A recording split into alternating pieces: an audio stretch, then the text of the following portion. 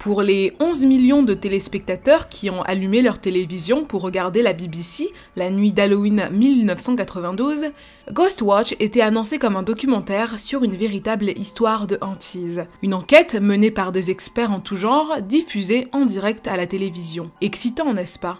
Pourtant, pendant les 90 minutes qui ont suivi, de nombreux téléspectateurs n'ont pas réalisé qu'ils regardaient une mise en scène qui avait été écrite afin de paraître le plus réel possible. Ghostwatch serait peut-être passée inaperçue si elle n'avait pas causé de véritables drames, laissant un grand nombre de téléspectateurs brisés.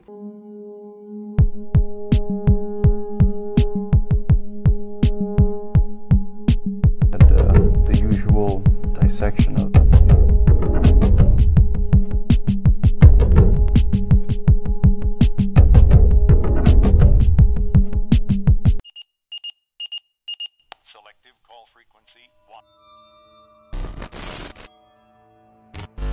Connaissez-vous la grande panique du 31 octobre 1938 ? 31 octobre 1938. C'est la nuit d'Halloween, et de nombreux auditeurs américains qui écoutent le show en direct du Mercury Theatre ont le choc de leur vie.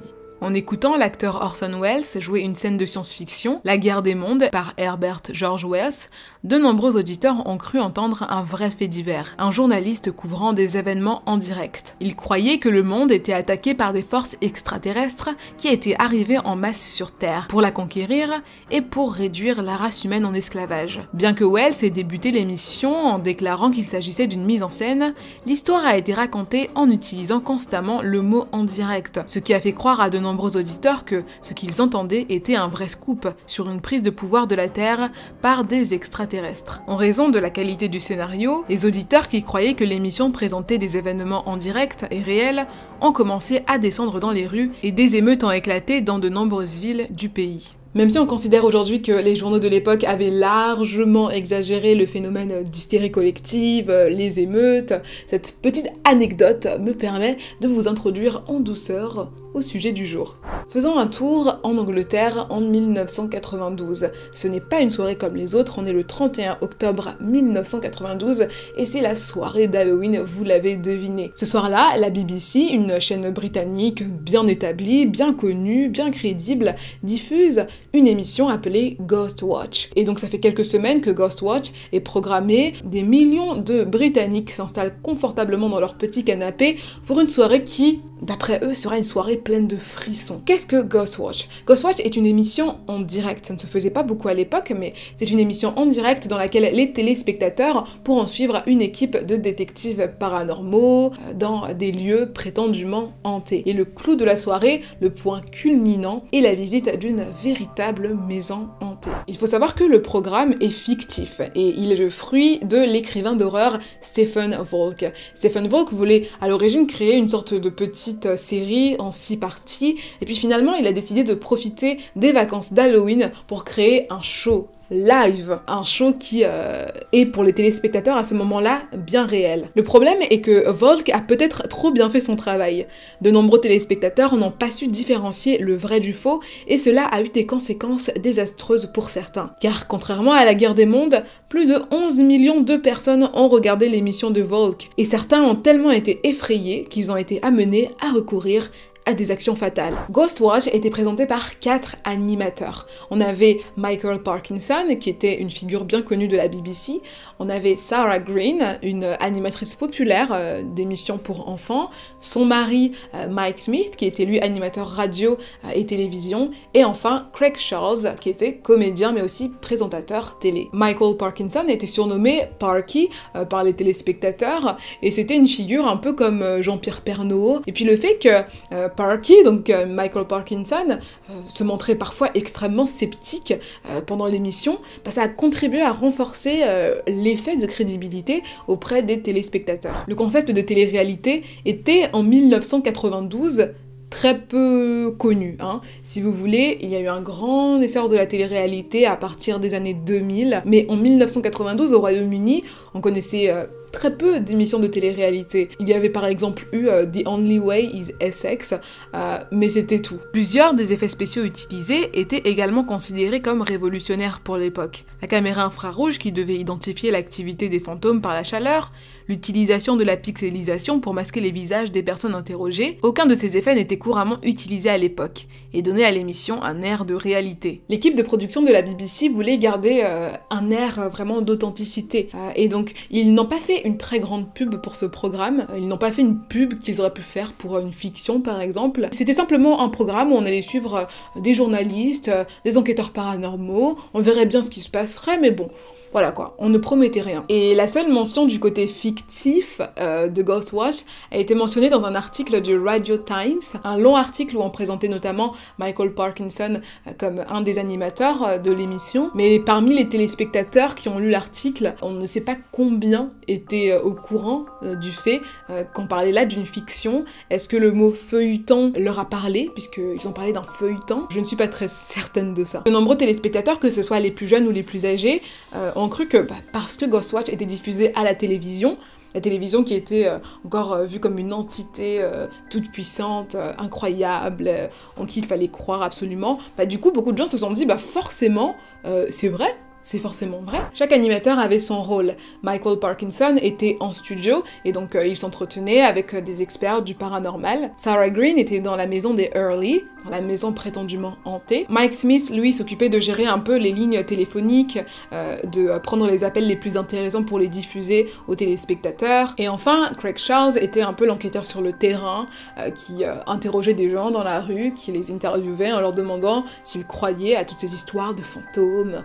Et les gens étaient souvent froids et ils n'avaient pas envie de répondre, ou alors ils disaient que c'était vraiment n'importe quoi. Donc voilà comment étaient dispatchés les membres de l'équipe. La première moitié de l'émission était plutôt calme, voilà comme on peut s'y attendre. On avait Sarah Green et Craig Charles qui interrogeaient des gens dans les rues de North Holt. Il y avait des enfants qui jouaient en arrière-plan, vraiment quelque chose de très naturel, très authentique. Des gens commençaient à leur dire que dans le voisinage, effectivement, il y avait une maison qui était apparemment hantée. Dans le même temps, il y avait Mike Smith qui recueillait les appels de téléspectateurs, beaucoup de gens qui disaient qu'ils croyaient au paranormal ou qu'ils n'y croyaient pas du tout. Voilà, il y avait une forme de dynamisme dans la structure de l'émission qui faisait que on avait ce côté qui est très moderne, d'avoir l'avis du téléspectateur. Au fur et à mesure, donc, on introduit le groupe de chercheurs paranormaux. On explique aux téléspectateurs que ce petit groupe-là s'est concentré sur une maison en particulier depuis plusieurs mois, une maison qui est apparemment très hantée. Ce serait la maison la plus hantée de Grande-Bretagne, et Pam Early et ses filles, Susan et Kim,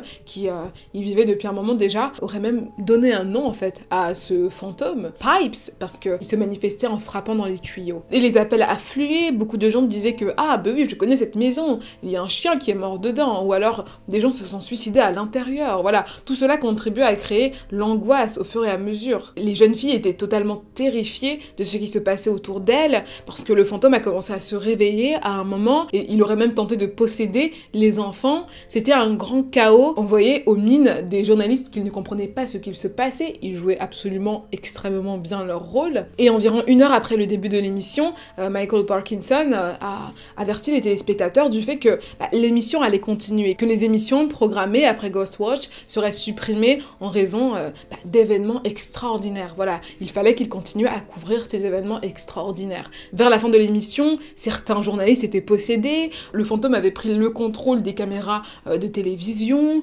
la police est arrivée sur les lieux, c'était un très grand chaos. Et là, à la fin de l'émission, on a un Michael Parkinson qui est totalement choqué de ce qui se passe, il ne comprend pas bien, et puis pour renforcer la crédibilité du show, il termine l'émission avec une phrase toute simple, parce que forcément dans ce cas-là, il n'y aurait rien de programmé, et il dit « Bah écoutez, voilà, là... l'émission est terminée, je vais vous laisser avec le programme qui va suivre, c'est du football, voilà. Et puis voilà, la caméra coupe comme ça.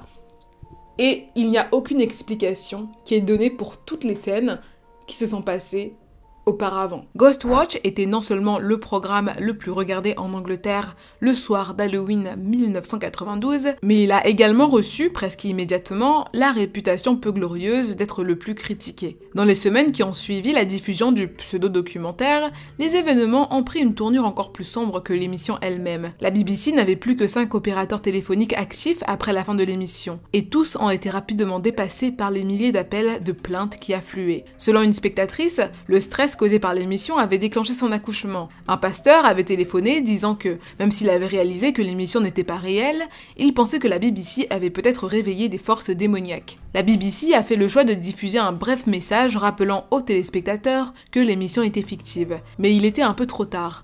Le show avait causé des dégâts imprévus qui allaient bientôt être mis en lumière. Lors d'une interview ultérieure, la parapsychologue Susan Blackmore a déclaré « La BBC a traité son public de manière injuste. C'était horrible de voir la détresse des filles, réelle ou fausse. J'ai trouvé cela trop long et même quelquefois insupportable. L'absence d'avertissement adéquat était irresponsable. » 18 mois après la diffusion de Ghostwatch, les médecins d'une unité psychiatrique de Coventry, Dawn Simons et Walter Silvera, ont soumis au British Medical Journal un article enregistrant les premiers cas de stress post-traumatique causés par l'émission. On avait des individus très jeunes, 2 petits garçons de 10 ans, et l'un de ces petits garçons avait apparemment été tellement traumatisé par l'émission qu'il se frappait la tête contre les murs pour faire partir les souvenirs de Ghostwatch. Outre cela, les petits garçons avaient des troubles de la concentration, ils étaient extrêmement stressés en permanence, ils faisaient des crises de panique, ils avaient aussi des troubles du sommeil. Voilà l'impact de Ghostwatch sur ces enfants. Et du coup, lorsque l'article est paru, le journal a reçu d'autres lettres d'autres médecins qui avaient du coup fait face à des cas similaires suite à l'émission Ghostwatch. Donc c'était quelque chose d'assez global. Dans les 5 jours qui ont suivi la diffusion de Ghostwatch, Martin Denham, 18 ans, s'est suicidé. Une note dans sa poche disait « S'il y a des fantômes, j'en serai maintenant un. Et je serai toujours avec vous. » Ses parents sont convaincus que Martin s'est suicidé suite à la diffusion de l'émission Ghostwatch. Percy et April se sont installés donc tranquillement comme un grand nombre de Britanniques le soir du 31 octobre 1992 devant la BBC pour regarder Ghostwatch. Ils étaient accompagnés de leur fils Martin et son petit frère de 14 ans. Au début de l'émission, tout se passait très bien. Martin regardait l'émission avec beaucoup d'attention. Il avait l'air un peu passionné par l'émission. Et puis, il a commencé à devenir très nerveux, mais tout en étant extrêmement silencieux. Donc ses parents lui ont demandé si tout allait bien, il a assuré à ses parents que tout allait très très bien. Il faut savoir que Martin avait depuis longtemps un grand intérêt pour le paranormal, pour toutes ces histoires de fantômes, pour l'ésotérisme. Il faisait souvent des recherches sur le sujet, c'était un sujet qui le passionnait, mais aussi qui l'effrayait en même temps. Et il faut savoir que les radiateurs des Denham avaient l'habitude d'être bruyants en s'allumant, en se mettant en marche.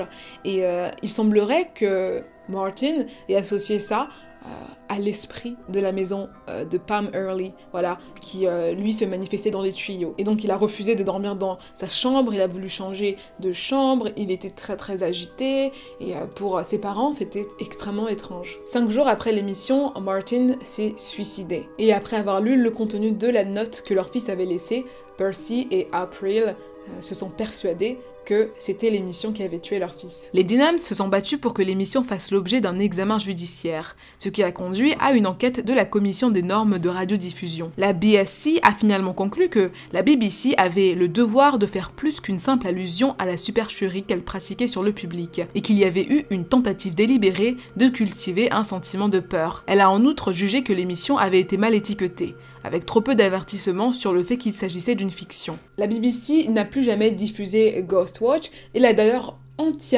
complètement renié pendant une décennie après sa diffusion. En 2002, le British Film Institute s'est offert une copie de Ghostwatch et a commencé à diffuser l'émission. Donc ils organisaient occasionnellement des projections de Ghostwatch pour la nouvelle génération qui avait envie de connaître ce documentaire qui était banni partout ailleurs. Et il arrivait d'ailleurs que le scénariste de l'émission, Stephen Volk, dont je vous ai parlé plus tôt, participe à ces séances tout simplement pour observer la réaction des spectateurs après tant d'années. Et il était ravi de voir que le film avait bien vieilli. Il était ravi de voir que son pseudo-documentaire plaisait toujours autant. Stephen Volk était fier de son travail sur le programme et a critiqué la BBC pour sa réaction. Je pense que si la BBC ne l'avait pas renié si vite, il y aurait peut-être eu une tentative de conversation à ce sujet. D'une certaine manière, c'était en quelque sorte l'une des questions que nous essayions de soulever, l'une des questions auxquelles nous voulions faire réfléchir le public.